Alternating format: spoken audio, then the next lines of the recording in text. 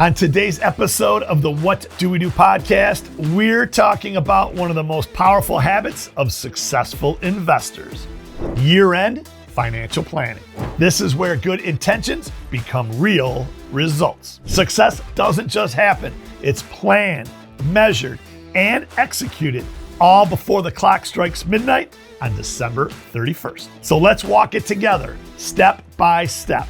I'll show you exactly how to close out 2025 with confidence, clarity, and even a few smart tax moves that will help you keep more of what you've earned. It's going to be a great show, so hit the subscribe button, give us a follow, and let's go.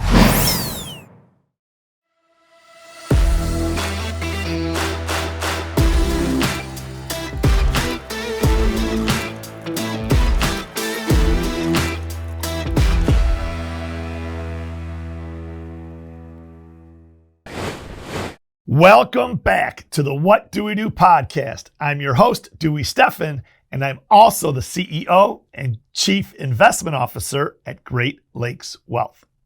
This is Season 6, Episode 6, and today we're going to get you set with some big money moves that you can make before year end. And as they say, if you snooze, you lose. So grab a pen and paper or your laptop or phone so you can take good notes. And with that, let's get right on into it. Well, most people don't realize how much can shift in a single year. Markets move, interest rates change, and of course, our own priorities evolve too. So let's start with number one, rebalancing your portfolio. After another year of market swings, it's almost guaranteed that your mix of stocks, bonds, and cash looks different than it did in January. And let's not forget your alternative investments too. How about your real estate, your crypto, or even your shiny gold? And if you look back over the first 3.5 months of the year, January 2nd to April 16th, it was a much different story than it is today. Believe it or not, back on April 16th, 2025, at the market close, the S&P was down 10.1%, and we had officially entered what we call as a market correction. And at that time, more market panic was in the air. But since then, the stock market has come roaring back, and bonds are back too. But the biggest category winner in 2025 thus far has actually been gold. That's right. As of mid-November, at the time of this recording, gold is up nearly 50% year to date. Now that, my friends, is a booyah. Well, the bottom line, whatever your asset allocation was to start the year, I can tell you, rest assured, it's changed. The only question is, how much out of whack is it now? Rebalancing brings you back to your target allocation. It's like a reset button for risk. It's not about chasing returns. It's about staying aligned with your individual plan. There's an old adage on Wall Street that we never want to forget. Bulls make money, bears make money, but hogs get slaughtered. Next, you want to check your performance versus your benchmarks. For example, if the S&P has now gained 15% for the year and your portfolio is only up 8% for the year, ask yourself why. Are your holdings too conservative?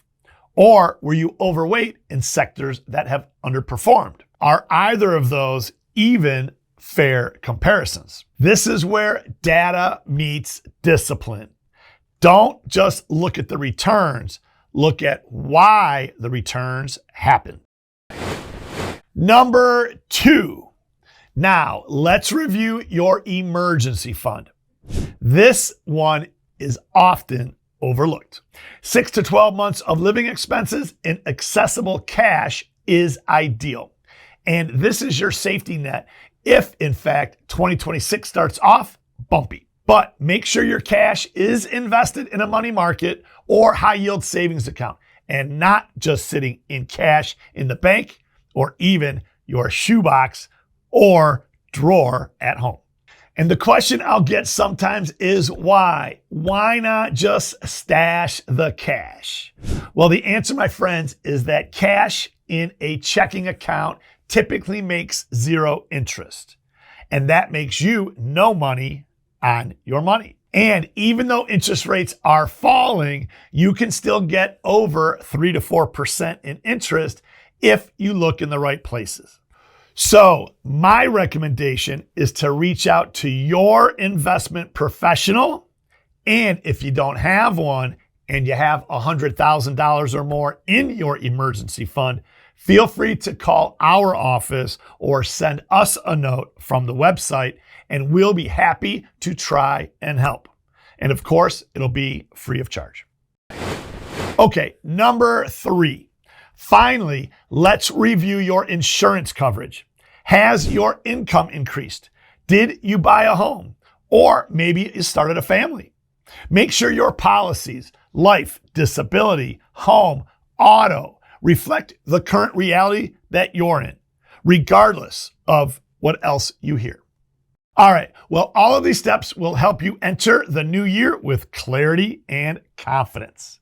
And remember, financial planning isn't just about making money. It's about protecting your money too. Okay, this next segment 2, is called the Tax and Contribution Checklist. So now that we reviewed, it's time to act. This is where year-end planning can actually save you money and make you money, if, of course, you know what to look for. Let's start with tax loss harvesting, one of my favorites. If you have investments that are actually negative this year, rather than hold them and hope they go back up, you can potentially sell them to offset any other capital gains that you have. But make sure to talk with your tax professional to confirm your situation. And in years like this, it's a huge opportunity. Bottom line with tax loss harvesting, it's not about giving up on your current investment that might be underwater. It's about being strategic or the greater good. So just remember, you can sell it and buy it back, but you must remember the wash sale rule. You can't buy back the same or substantially identical security within 30 days, or the IRS will disallow the loss. Again, check with a professional for your specific situation. Next, let's make sure to max out our retirement contributions. This, my friends, is the biggest move that most people forget about until it's too late. You only have until December 31st to make employee contributions to your 401k or other employer-sponsored plan. Not only does this help you build long-term wealth, but it can reduce your taxable income for 2025 as well. And if you've already maxed out your 401k, please consider funding an IRA or Roth IRA or even an HSA if you're eligible. An HSA in particular is a triple tax advantaged account. You get a deduction going in, your growth is tax-free, and your withdrawals are even tax-free with qualified medical expenses. Now that is another great big booyah to ya. Next up, we'll discuss charitable giving. Thanksgiving through Hanukkah, and then over to Christmas, and then finally the New Year is the season of generosity. It's also a great time to make your giving more tax efficient too. You can donate cash, of course, but don't overlook appreciated stock. By donating stock that's gone up in value, you can avoid capital gains and still get a deduction for the full fair market value. If you're planning larger gifts, perhaps a donor-advised fund is the answer. That will let you set aside money for future giving and take the tax deduction today. Again, talk to a professional, and you can even call us at Great Lakes Wealth, and we'll make sure we help in any way we can. And if you're planning larger gifts, perhaps a donor-advised fund is the solution. That lets you set aside money for your future giving and take the deduction today. Again, talk to a professional, including us at Great Lakes Wealth, to make sure that what you do is done correctly. And if you're over age 73, don't forget about your required minimum distributions. Also known as RMDs, if you miss them, the penalty can be up to 25% of the amount you should have withdrawn.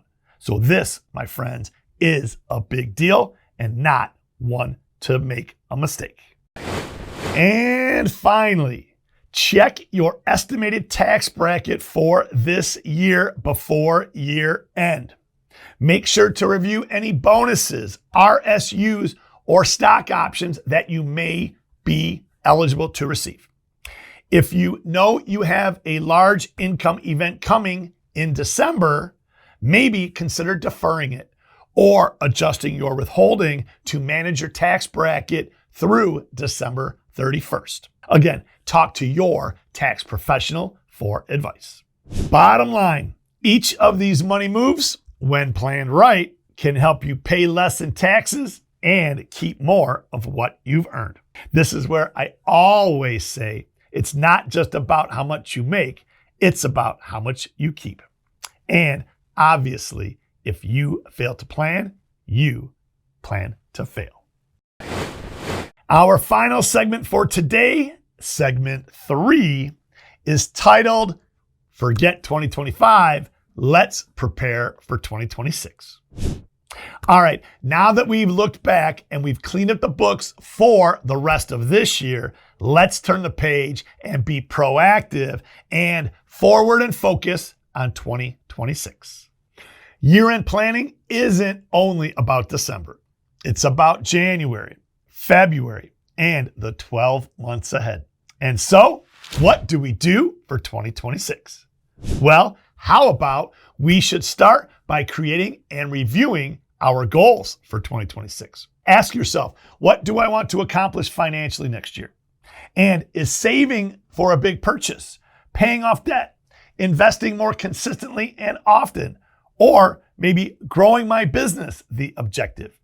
Well, whatever it is, get specific and analyze the measurables too. Well, we should start by creating and reviewing our goals for 2026. Maybe ask yourself, what do I want to accomplish financially next year? Is it saving for a big purchase? Maybe paying off debt? Maybe investing more consistently and often? Or growing my business? Whatever it is, get specific. Write it down and make it measurable too. Now, after you've created or reviewed your goals for 2026, it's time to set up your systems for success. Here are 4 tips and write them down. Number 1, automate contributions to your investment accounts. Number 2, set up auto pay on debt so you never miss a payment. Number 3, create a recurring calendar reminder each quarter to review your progress. And also, update your beneficiaries and estate documents. This last one is simple but important. If you've had life changes, marriage, divorce, a new child, or unfortunately, even a loss, make sure your designations reflect that. And certainly, last but not least, meet with your financial advisor as soon as you can. Whether that's your team at Great Lakes Wealth or another trusted professional, sit down and review your plan together. Discuss your risk tolerance, your tax exposure, and your investment strategies heading into the new year. Let's always remember, successful investors don't react to headlines. They plan, prepare, and position themselves ahead of time. They don't panic. They look to profit. And this is where discipline meets opportunity. In closing, here's the bottom line. Year-end planning isn't about rushing or random. It's about being intentional. Review your year.